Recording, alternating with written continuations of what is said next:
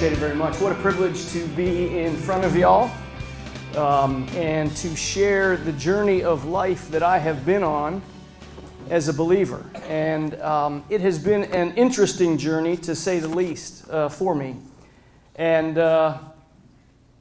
before I go on, I am involved politically. And if any of y'all are of one political persuasion, you're probably so sick of receiving emails from me, and I apologize, but it is election day today, and there are some good Democrats, some good Republicans running for office in the municipal elections, and I'd be remiss as an American citizen if I didn't encourage you to vote today if you are a resident of the city or any of the beach communities. So I will start there, and I apologize if I've inundated anybody with way too many emails these past weeks.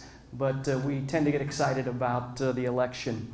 But you know, with the election being today, there's so much focus, and everywhere you go, you hear about an election that's about to come in 2020, all right? You can't turn on a radio or a TV station without hearing about the 2020 election.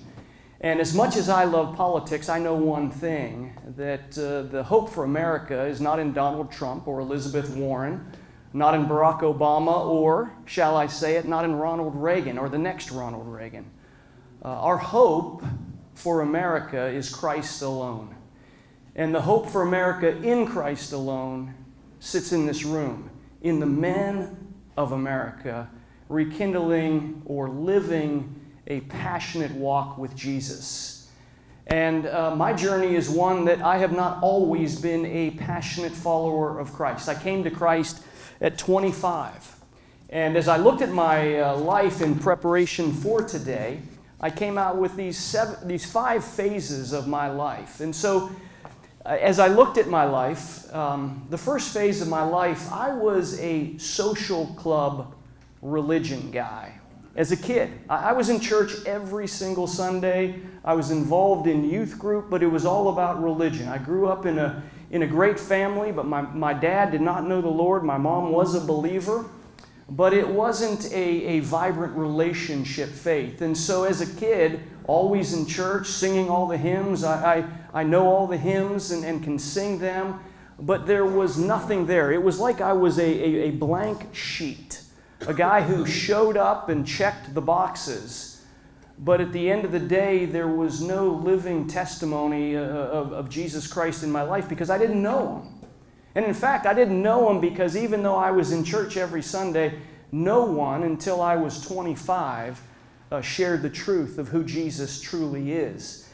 And so the early part, just the social club. And I would gather that there are some of us, and I'm probably not the only one who at some point in their life hasn't been a social club Christian.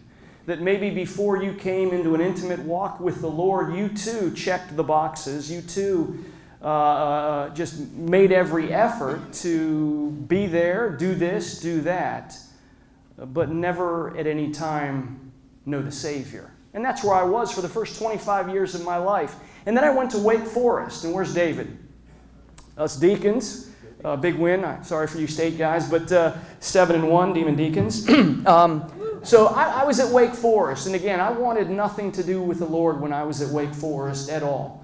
And I was, Mr. Fraternity guy, Mr. Student Government guy, nothing to do with the Lord. But there were 3 faithful men at Wake Forest that cast seeds in my life. And to this day, one has passed away, Ed Chrisman, the chaplain of Wake Forest, who challenged me that, Will, there's something different than the life you're leading. A young guy named Jeff Miller, who I befriended, who lived Christ in front of me every single day. Didn't thump a Bible, but he lived so differently, and he wasn't afraid to say to me that the difference was Jesus and that I needed him.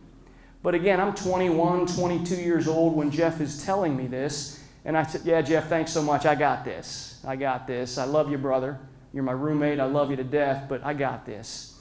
But Jeff was sowing seeds. And then a third guy, very interesting how Lord put him in my life, Kirk Webb, a guy I really didn't even know at Wake Forest that well, but was convicted, now I can look back and see, was convicted to invite me to a study he was leading on the book of Habakkuk. And I'll never forget that. My senior year, he called me to this. I had no idea. I didn't know what Habakkuk was. I didn't know if it was a person, or I didn't know. But Kirk Webb sowed seeds in my life. And I can't wait to see Kirk Webb at some point and let him know that those seeds have borne some fruit and hopefully will bear much more fruit in the future. So there I am at Wake Forest, not a believer, running the high life. But in the back of my mind, these seeds are being sown, and the harvester, in his perfect time, would harvest those seeds. So I graduate from Wake Forest, and I'm full of myself. And I'll be totally honest with you, I am full of myself, and outwardly on paper, or if you look at me, I looked good. I was blessed to get to come back to my hometown of Youngstown, Ohio, and I went to work with the family business. And many of y'all in this room are involved in family businesses, and you know what an absolute blessing it was. But very early on, because of my last name, I was associated with worldly success. And so people would look at me and they'd appoint me to this group or this committee, not of my own merit, but just because of my last name and because of just the company that I was involved with. And so, in those early days, outwardly, I looked good. Had a beautiful girlfriend, and if you would have seen me, you would have said, you know what, that guy has his act together. But I will tell you, inwardly, I was struggling. I would look around, and I would say, there has to be something else. And so I began to dabble. And as I dabbled, this is the something missing phase of my life. So I go from the social club to something missing phase of my life, and I began to dabble. And I attended the Catholic Church. I attended I looked to get involved in the Masons. I looked to do this. I looked to do that. I threw myself into community involvement. I threw myself into business. There had to be more. There had to be more. And as I did it, it just became less and less and less fulfilling. And I don't know, many of you, some of you, one of you, my prayer this morning was that just one man could relate to one aspect of my talk. Maybe one of you is out there as well who doesn't know the Lord, but knows there's more. And the reason you're here today is because you want something more than the life you're currently living, because you know there is more. And I will tell you there's hope. Providentially, when I was 25 years old, a stud moved into my apartment complex. When I thought about Christians when I was younger, I thought they were all losers. And I'm just being frank, that they needed a place to fit in, and so that was the Christian. So here's a guy who was a stud, a college basketball player, good-looking guy, and all of a sudden, one Saturday afternoon, he says, hey, do you want to go to church with me tomorrow? And so I said, yeah, I'll go, but make it late because I'm going out tonight, and I know I might be hungover, and so make it late. He said, yeah, I'll find an 11 o'clock service. I said, perfect. So next morning, 10:45 comes up, and he knocks on my door. We head out the door to church, and the church he had picked up had decided that we would go to, and this guy was a wicked smart guy. I think he is a McKinsey guy today. And so Scott takes me to this church, and the church that he had chosen was closed. Or not closed. The service had started at 10 o'clock, not 11 o'clock. And so he's like, oh my goodness, now what do I do? He said, do you mind the next church we find we just go into? And I said, yeah, I'm good. So we drove around this little town, and we happened upon this little church, Old North Baptist Church. And we walk in, we sit down toward the back, and they have a 3-minute testimony time. And this young guy stands up, and he talks on what it is like to be a young man as a Christian working for your father in business. And here I am working for my dad, and I checked a lot of those blocks except the Christian, and I sat there transfixed as Chuck Eddy shared his testimony. And I knew that I was there for a reason. After the service, a little service, the pastor comes up and says, hey, like to, get to know you a little bit. And I said, yeah, great. He said, you want to go to breakfast? Yeah, I'll go to breakfast. So 2 weeks later, the guy takes me to breakfast, Brent Allen, the pastor. And Brent looks at me after, an hour of small talk and talking about the Steelers and whatever else we talked about at that time. And he said, Will, if you were to die today, do you think you'd go to heaven? You know, sort of, you know, I was enjoying my pancakes up until this point, you know, and talk about the Steelers, but do you think you'd go to heaven? And I thought about it for about 10 seconds, and I said, yeah, I think so. And he said, well, why? And I said, well, I'm a pretty good guy. I think in the balance of things, I've done more good than I have bad. And so I think I'm a good guy. And I think, you know, because of what I have done, I'll get to heaven. He smiled a little bit. He opened his Bible. And he asked me to read a verse that every one of us probably in this room, or two verses that every one of us in this room probably knows. Ephesians 2:8-9. He turns his Bible around to me, and he says, Will, would you read these two verses? For it is by grace you have been saved through faith, and this not from yourselves, it is the gift of God, not by works, so that no one can boast. And he looked at me in the eye, and he said, Will, after reading this, do you think you'll be in heaven? And I said, no. And he began to share the gospel with me, that Jesus died on a cross because I was separated from the Father, that he was buried for 3 days, that he rose again. In that victory, he has given me a free gift of eternal life. At 25 years old, after having been in the church all my life, that was the first real time I had heard the gospel presented to me. And I wasn't ready that morning.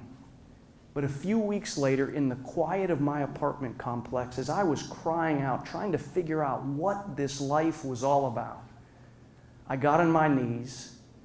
It was a blue velvet or one of those velour-type couches back in the day. And I just said, God, I don't have this. I need you.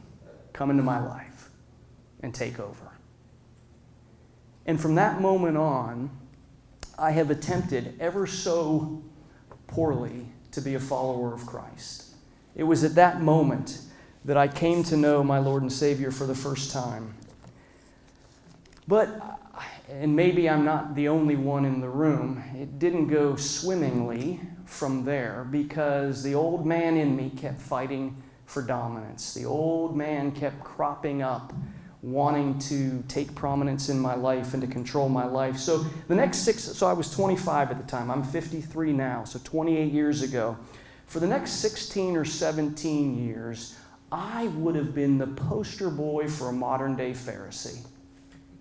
I would have been the guy you could have pointed out to and said, outwardly, man, that guy looks good. And I know many of you in this room and have walked life for 15, 20 years with many of you in this room. One of my closest friends, Tom Jaskey, who knows me inside and out, has walked that walk with me. But if you would have looked at me over those 16 years, you would have seen a guy who outwardly looked good. I was a deacon in my church. I was teaching Sunday school. I was leading kids to Christ. I was the chairman of a men's ministry in town. I was on the board of another ministry in town. If you could see my family, they were like a model family, a great wife, 3 wonderful kids. And so if you would look at me from the outward, and you see a theme here, this outward I keep talking about, even as a Christian, outwardly I looked really, really good. Inwardly, I was crying out for acceptance. I was crying out for affirmation. I was crying out to be told that I'm okay, that I'm worthy. And so what I did is I ran as hard as I could toward worldly success. I did everything I can. Bigger, better, faster, strive, strive, strive. And inwardly, I was anxious. I was struggling. I would wake up in the middle of the night going, what is going on? I'm a follower of Christ. Look, Lord, I'm doing all of this for you. For you. And as I began to wrestle, providentially, not coincidentally, providentially at our church, we were reading through the Bible in a year together. And again, there I was. Now I'm reading through the Bible in a year. I had just done a 40-day fast. Man, check, check, check. Outwardly, this guy looks good. Inwardly, I'm a mess. And didn't know it. And didn't know it. So it's toward the end of the year, and I am reading my Bible through in a year. Have I mentioned that? I read the Bible through in a year. What a great Christian guy I am. And I am at about the same time, it's November. I'm getting ready to do my goals for 2007. And I'm usually easy. I got a fitness goal. I got a family goal. I got a work goal. I got a personal growth goal. And they just come. 2006 for 2007, nothing. Silence. I couldn't get anything on paper until I read 2 Corinthians 7:1 in my year in the Bible. Since we have these promises, dear friends, let us purify ourselves from everything that contaminates body and spirit, perfecting holiness out of reverence for God. There it was, holiness. God, I'm your guy. Just polish me a little bit on the sides. I want holiness. I want to be your man. Cleanse me from everything that contaminates. And God's like, really? Everything? Yes! Here's a little polishing cloth because I look good. Rub me here a little bit, maybe here a little bit, but this won't be hard. This won't be painful. Little did I know that everything at that point that meant something to me was about to be ripped away. Everything that was important to me was about to get stripped away. My God, my idol was money. My security was my family company that had been around for 86 years at the time. My pride and joy was my all-American looking family. So as I answer this prayer, the guy who just needs a little polish, and God says, really, God begins to be really faithful in answering that prayer. And He begins to peel away layer after layer after layer in my life that contaminated me. And He continues to. That contaminated me from being the man He had called me to be. I had invested millions of dollars in real estate and had been pretty successful. And then 2007 and 8 happened. I lost millions. I went from having an 8-figure net worth to literally negative. Gone. That success that I had been building so hard and striving so much for, gone. The family company that had been around for 86 years in 2008, Thanksgiving, we're told by our board of advisors, shut it down. Shut it down. There is nothing left here. Sell your assets. Go on to the next phase of life. And at that point in 2008, my wife and I decided that our company, it's an American company. We manufacture in America. And again, we've had people that we've known for 30 years. We said, you know what, we're going to give it a shot. And so I went back up to run the company, had to restructure it, had to let 40 people go, just in tears. And at the same time, I'm away from my family. Again, think about that pride. I'm a family guy. I got a great wife, great kids. So I'm up there, and we get through 2009. We restructure. We're somewhat successful in the restructure. You know, every day we're checking to see if we have cash in the bank. I don't know if anyone else went through that in 08. 09, 10, but that's where we were. We finished up 2009. We were still around as a company. We're like, whoosh, we made it. We go into 2010. And again, God is still saying, I'm going to purify you from everything, Will. And again, so we go into 2010. We have an opportunity with the Pittsburgh Penguins hockey team to be a big deal. And so we go into downtown Pittsburgh. We make a presentation to David Moreland, the president of the Pittsburgh Penguins. And this was sort of our lifeline, and if we would have gotten this order, we knew that we were going to make it. We were going to make it, and all the hard work of the last 15 months was worth it. And so we make the pitch. It goes pretty well. We think it's okay. And we go and we have lunch afterwards in Pittsburgh, and my colleague, our business development guy, and I are having lunch, and he gets a phone call from Mr. Moreland and said, Christian, you've got the job. In 4 weeks, we need you to handcraft 18,000 commemorative tickets for the last game in our iconic arena before we close it down. And we literally jumped up in this restaurant, made absolute fools of ourselves, and we were high-fiving, smiling, hugging each other, and people are looking at us at lunch going, "Are these guys nuts?" But for us, this had been the culmination of 15 months of hard work, and this was, we're going to make it. We've got it. So this is a Thursday. We go back that next day to our company. We have an all-hands meeting, 120 people. We get in front, or 100 people. We get in front of the group, and we say, "Guys, we got the order. Let's go after it. We're going to have to work 24 hours a day, 7 days a week, but we can do it. April 7th, we need to deliver 18,000 handmade tickets in metal to the Pittsburgh Penguins. We got this." Everybody high-fiving. We'd been through this together for 15 months. Friday, we get to work on the order, so excited. I wake up that next day, Saturday morning. I make some deliveries to customers. I get a phone call when I'm walking into one of our customers on a Saturday morning. "Will, get back here. Wendell August is on fire." "What?" "Okay, I'll be back in just a few minutes." I'm thinking a little fire, so I go and take my little bag and I hand it to the customer. "Thanks so much." I go back to my car. And one of my other colleagues calls me and says, "Will, come back here now. The Forge," which is the nickname for our company, "is burning to the ground." On March 6, 2010, our little company burned to the ground. Nothing there. And thankfully, we have rekindled it. But God used that moment to remind me that He has a purpose for our lives. I had been crying out, asking God why I was back in Pennsylvania, why I was not with my family, and I sensed that a community needed this company to get through it, and I was the right guy during that time to run it, to get it, and I felt a peace that, okay, Lord, I'm here for a purpose, for such a time as this. But yet God reminded me that if you hold your business too close, in a second, I can yank it away.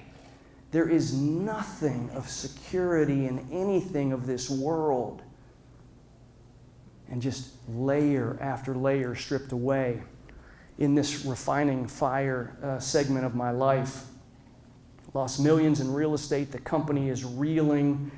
And what I missed, guys, while I was gone, is I lost my wife.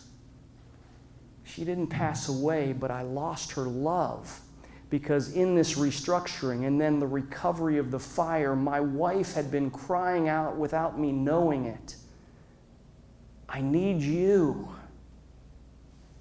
And I didn't heed the call.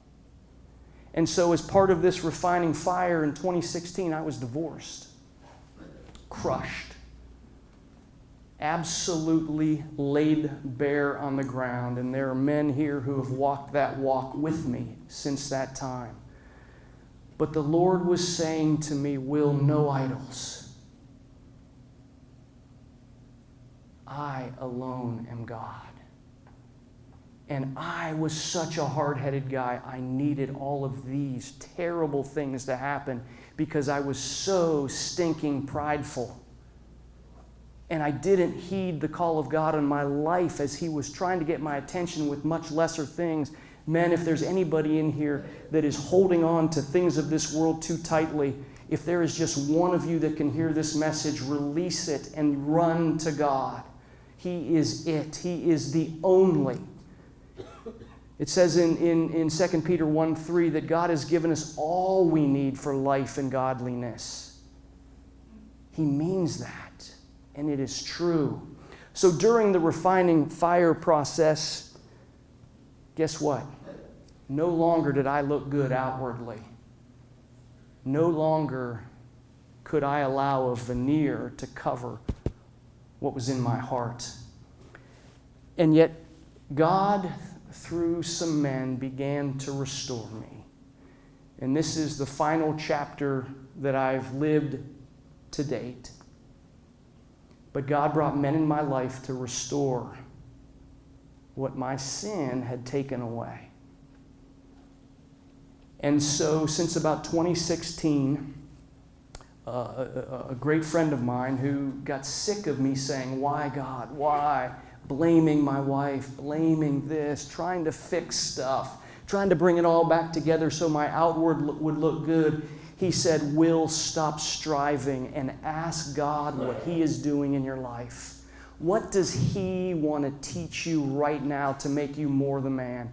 And I began asking, I just simply changed my question from why to what. And it was if God then opened the floodgates of the wretched man I was. And He began to show me all that He had been doing. That I had false idols, that pride was one of my absolute major sins. That I had been striving for worldly acclaim when God all along was telling me, Will, I love you. I love you so much, I died for you. I am all you need. I approve. Just be the man I've asked you to be. And so He began to do this piece by piece by piece. And a verse in 1 Samuel 16. Samuel is looking to anoint the next king. The favor has been taken away from Saul. He goes to David's family, and he looks, and all these guys are strapping. Outward look great. And God, one after the other, said, Nope, not that guy. Nope, not that one. And then the youngest, the sheep herder guy, comes forward. Outwardly didn't look it. That's my man. Man looks at the outward appearance, but God looks at our heart. And at that moment, God grabbed me and said, I care about your heart. I don't care about the worldly success. I do care if you steward my talents and gifts well, but for whose glory? In 1 Peter 4, 10 and 11, it talks about we all are given gifts. But yet we are given gifts to bring glory to the Father. Men, my entire life I had looked to bring glory to me. I was looking to achieve for me. I was looking in all the wrong places. And God, in His infinite mercy, answered my prayer of purifying me and ripped it all away. And I'm a different guy. Now, I, like Paul, have not arrived. And I guarantee there are more chapters in my life that are about to unfold. And some where I will be obedient to the Lord, and some where y'all are going to have to slap me up the face and say, What are you doing? Loving me enough to say, No, not this way, Will. It's not what God has for you. But yet, I keep on striving towards what is ahead for what God has called me heavenward in Christ. I haven't arrived. But I know that God has led me on this journey because He loves me so much that He cares that I become the man He's called me to be. And men, I ask you, where are you in this journey? Have you come to the point where you know that you've needed Jesus and yet haven't accepted Him? Are you part of that social club religion? If you are, God's calling you today to come and understand who His Son is and what He has done for you. And I guarantee there are leaders in this room that would love to talk to you afterwards about what it means to take that step of faith to walk with Jesus. And I'm sure Rex will talk about that. Or are you in that phase where you're a believer, but you're striving, you're still looking to live for the world? Oh, don't make the mistakes that I made. Come to Christ and recognize that He is all you need. I think of Job, and I think of all he went through, and then he was restored, right, in chapter 42, and we think the restoration at the end is when he's restored with his family and his crops and his money and his barns and all these things. But a few verses before this, in Job 42, Job says this after God tells him all these great things He has done. Job says, My ears had heard of you, but now my eyes have seen you. My eyes have seen the Lord in a more in-depth way than I ever had because of all these challenges I've gone through. It is my prayer that you see God clearly without having to go through these hardships that I have gone through. And if there is one man today that has been touched, my prayer this morning has been answered, that one man would begin to question where he is in these phases of life and come back to Jesus, who is our all.